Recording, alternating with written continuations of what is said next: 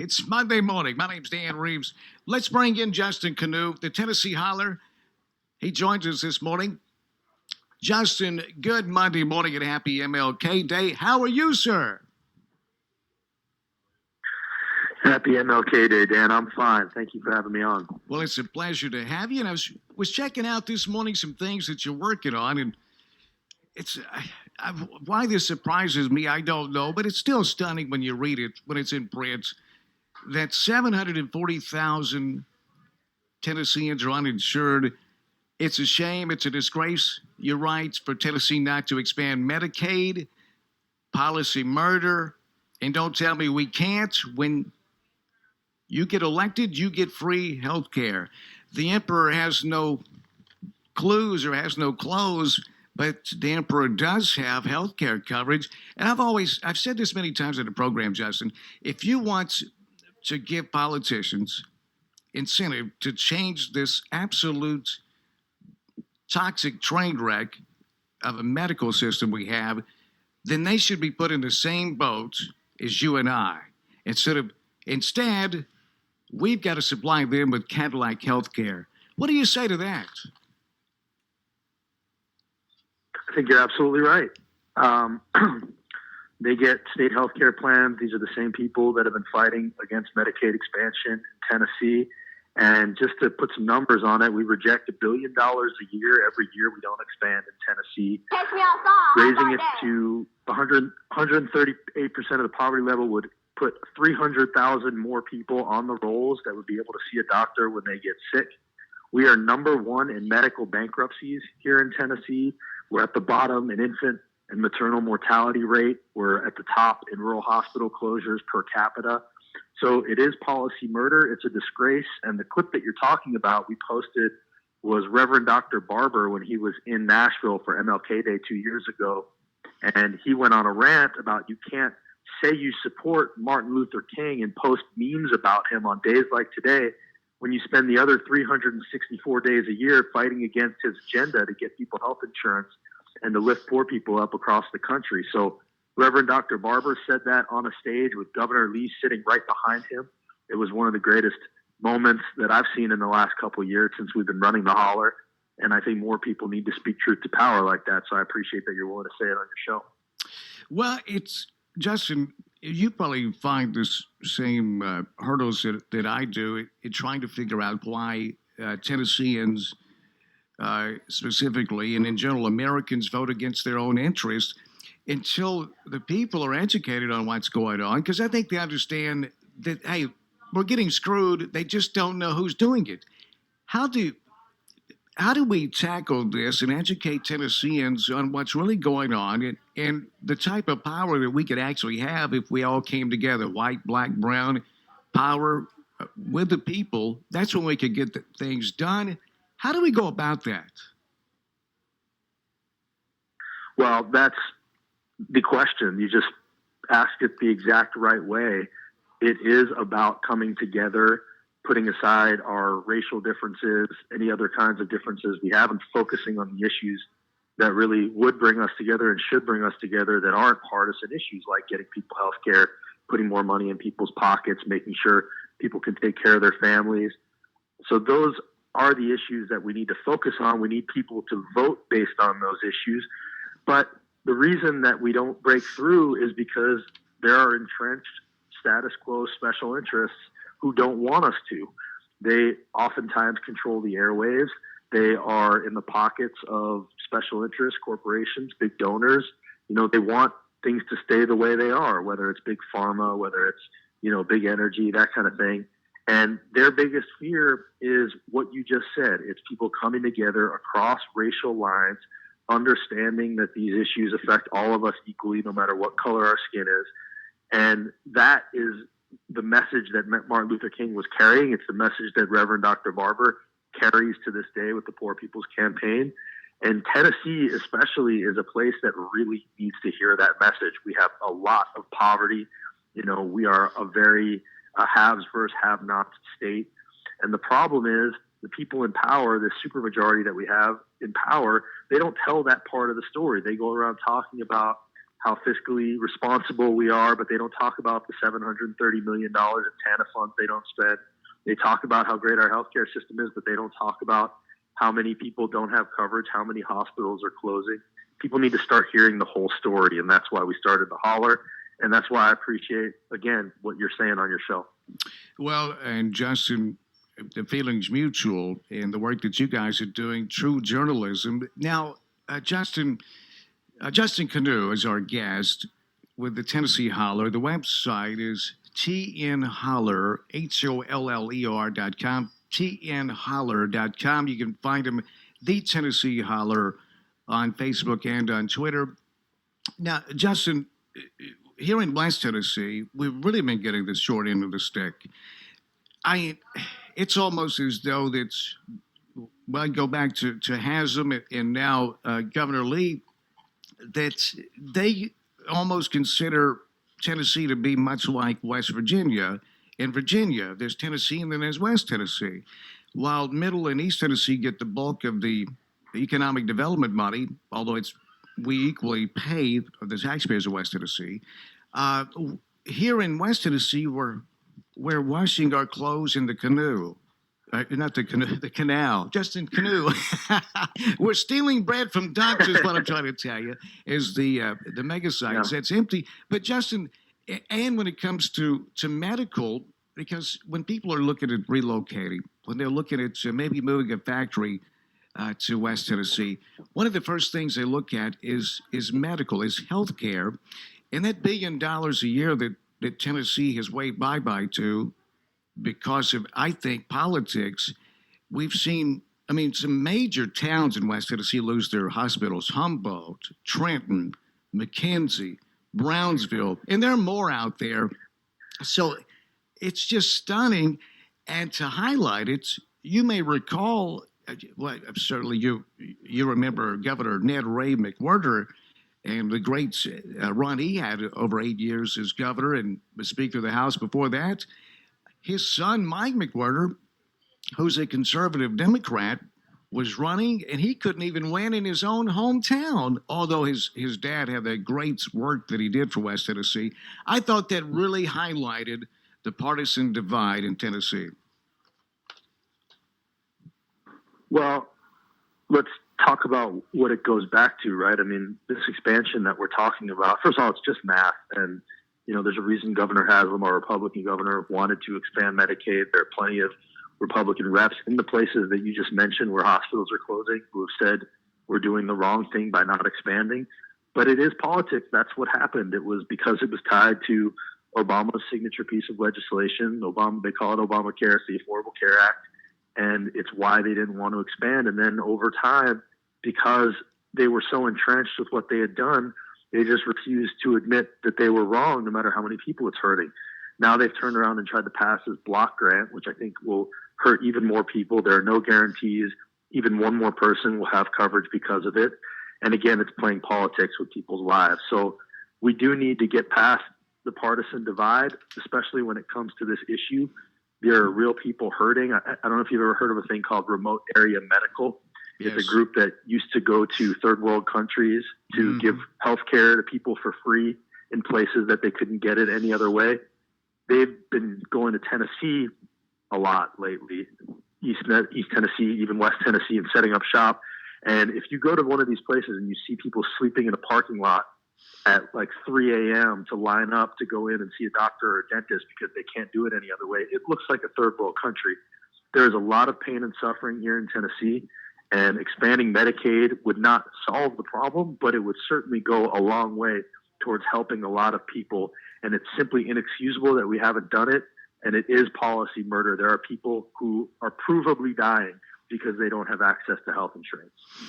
Yeah, and what's the irony of this is, pro-life, supporting the rights of the unborn. But once you're born, hey, you're on your own. There's a lot of irony in that. So Justin Kanew joining us in a program from the Tennessee Holler. Something else you guys have been covering at the Tennessee Holler is Governor Lee's pastor, Steve Berger. He called WSMV out of Nashville. The devil, as he was announcing that he's transitioning out of senior pastor. That was a few days after catching heat for this right here. Let me play you the clip. Well, let's see. Where's the clip? Here we go. Any more attention this Let morning? me pull this back to the beginning here. Thanks for being patient, folks. Here we go. Here's the clip of the pastor.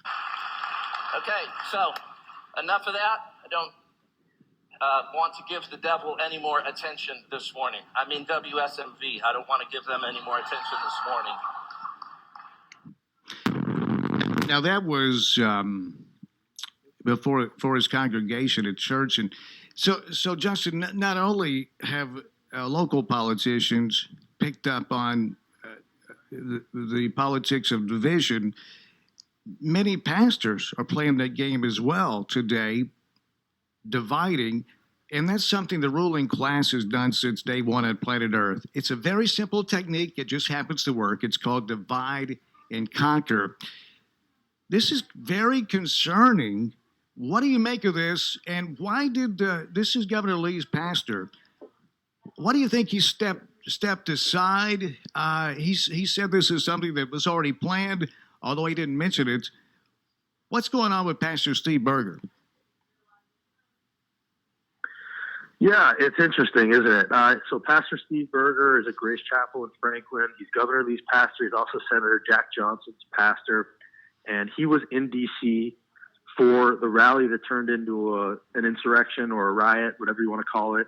He says he wasn't a part of it, but in the moments right afterwards, he did a live stream and blamed Antifa, which he then backtracked on. He caught some heat for blaming Antifa, which has been proved that those were false reports. He then also went on during his sermon on Sunday, the Sunday after the attack, and blamed all kinds of reporters at Tennessean and at WSMV. And he spent basically 20 minutes during his sermon railing against reporters. And then now, a week later, they're announcing that he's no longer going to be senior pastor at Grace Chapel and saying it has nothing to do with this, that this was planned all along. He had deleted his Twitter account just a day before this announcement. So if you ask me, something very different is going on here. It's completely inappropriate for him to be settling scores during a sermon on Sunday when people are there to hear, about the gospel and hear, positive things. This guy is just railing against his enemies and calling WSMV the devil. It's more about the attack on truth. I won't say the media gets it right all the time. We don't get it right all the time. But I do know a lot of good people in the media are trying to do their best to get it right. And if we don't have a shared set of facts, we have nothing. So we need the media. We need to stop railing against the media. And people like Pastor Berger are being completely irresponsible by spending their time on Sundays doing this. I know Governor Lee will not speak out against it because he never takes a strong stand on anything. But, this is not something that people should be subjected to during their Sunday services. Justin Kanew from the Tennessee Holler joining us in the program. I want to ask you the latest, what you know when it comes to the FBI agents that searched the homes and offices of Tennessee state lawmakers. U.S. Attorney's Office released that statement last week or so that former GOP House Speaker Glenn Cassida and State Representative Robin Smith were among those. The Tennessee Attorney's Office from the Middle Tennessee District.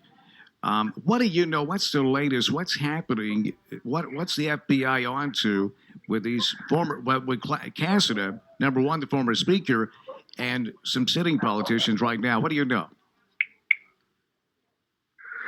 Well, there's still a lot of questions about this. I think the two main subjects that it's about are, first of all, there were some funds funneled into a primary to unseat Rick Tillis in a primary. He lost to Representative Werner, who has just taken over, and that goes back to Tillis was operating an anonymous Twitter account, being critical of his fellow Republican lawmakers. Somebody, this is real, urinated in his seat at the legislature, and then they went about getting him primaried, and he lost. Now, Rick Tillis's brother is Senator Tom Tillis, United States Senator Tom Tillis, and apparently there were hundreds of thousands of dollars funneled into that race illegally, so that's a big part of it. But because Cassida is involved, there's also a lot of talk about potentially this leading to some of the allegations surrounding the voucher law that was passed, as some Republican lawmakers have said, through bribes and threats. Ken Calfee said that. There were reports of potentially military promotions being offered in exchange for voucher votes, because Governor Lee, this is his signature piece of legislation, getting public school funds steered towards private schools. And it was declared unconstitutional by a judge. It's now in limbo again. But the way that it was passed, it barely passed. And a lot of it had to do with, threats and bribes and slush funds. And so I think it's some combination of campaign finance issues surrounding Rick Tillis's race and also potentially the voucher situation. And if I were Governor Lee, I would be a little nervous because he didn't apparently know much about what was coming down the pike. Cameron Sexton did. And, if you're offering military promotions in exchange for voucher votes, one would think Governor Lee would have to sign off on that. So it's possible that this is rolling uphill towards him, and I wouldn't be sleeping too tight if I were him. Boy, well, I mean, hey, listen, there's no wonder people smoke cigarettes. Earth is a stressful place to live. So, and what do you make of? Follow me on this one for a second, Justin. It's Tennessee now is remains in the top 10 this week, and we're not talking about football or basketball. We're talking about COVID-19. No. With COVID, yes. And if you go per capita, Tennessee's near the top of the list. So you could say that Tennessee's is the epicenter for COVID-19 in the United States. The United States is the epicenter for COVID-19 for the world. You mix that in with the lack of health care. You mix that in with the opioid epidemic. Where are we right now? And how do we continue to brag about, hey, our rainy day fund? What's the truth of what's happening in Tennessee right now? I mean, because I think it's raining, don't you? Yeah, you're right. You're right on it.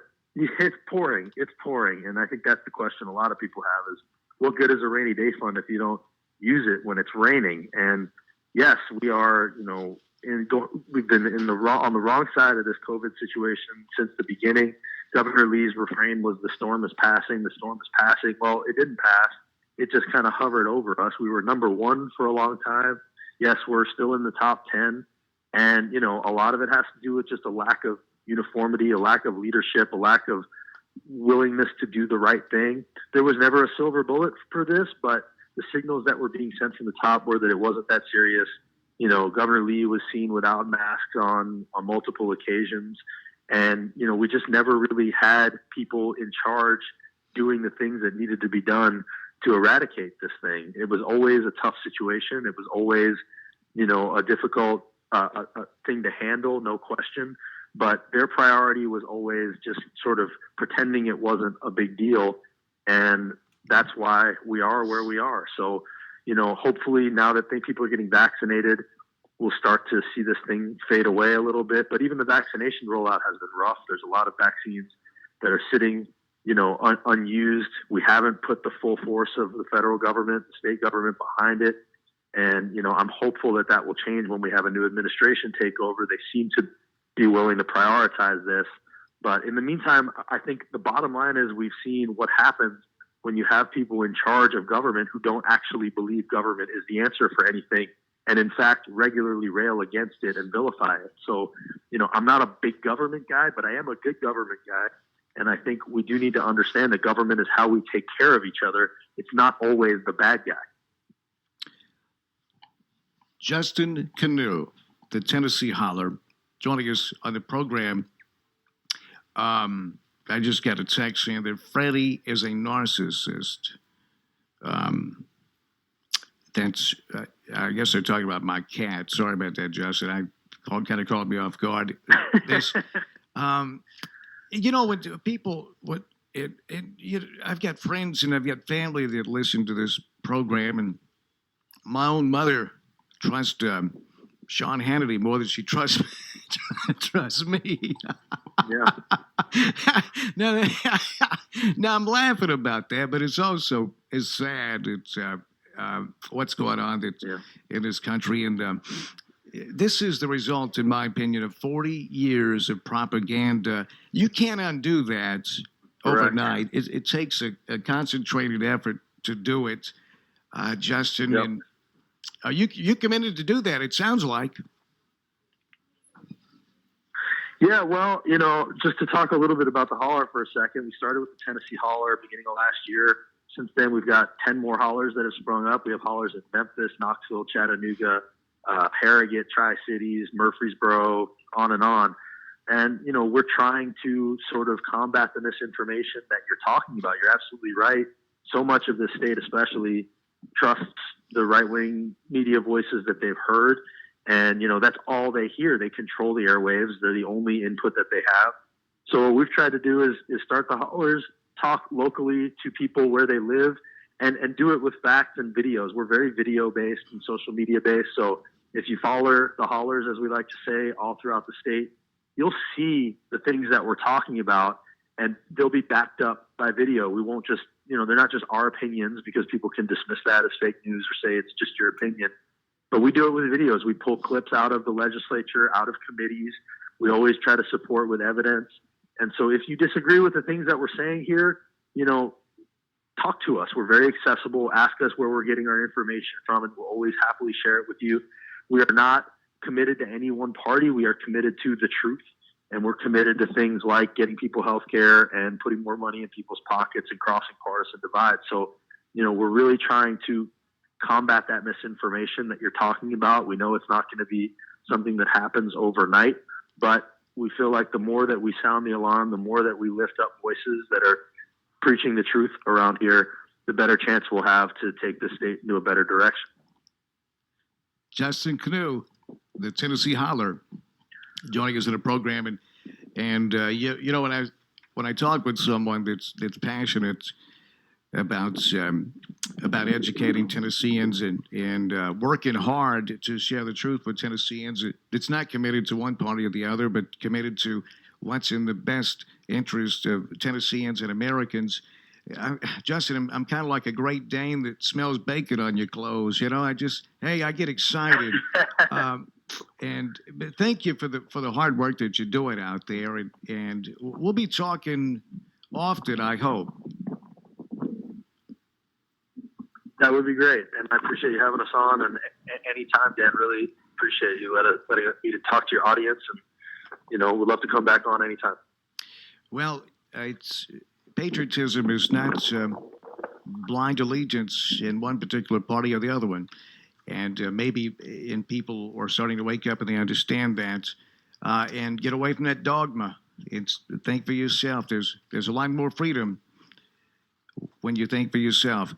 Justin, thank you so much. Hope you have a great Martin Luther King Day, and we'll chat with you again real soon.